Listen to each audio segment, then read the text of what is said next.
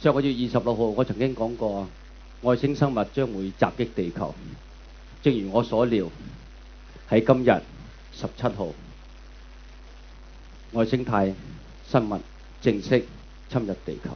太空船落嚟地球嘅時候，失事落咗去明日世界嘅火箭餐廳嗰度。我都唔知道咩原因，我哋唔知道係氣壓嘅問題啊，抑或係另外有一個計劃。我已經派咗前線嘅人員去到現場去清理同埋去封鎖。而家現場嘅狀況呢，非常混亂，同埋係一個高度戒備嘅一個狀態。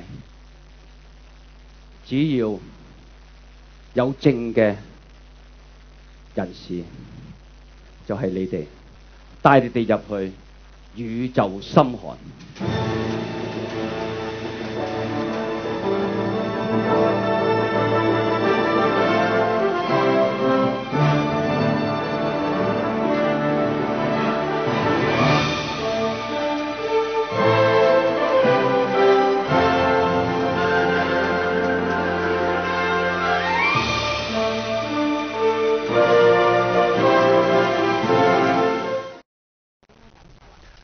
其實我入邊個設計好好，從個設計咧好有電影感啦。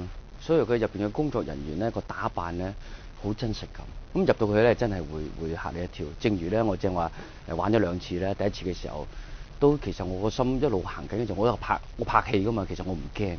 入去有啲位嘅時候咧，你都會覺得好心寒下嘅。咁啊再加上入邊嘅溫度啦，再加上就後邊嗰個化妝師，佢突然間咧嚇到咧就踎喺地下，就唔走得。你做咩啊？佢唔係我腳軟啊！即係我覺得整個概念咧好驚嘅。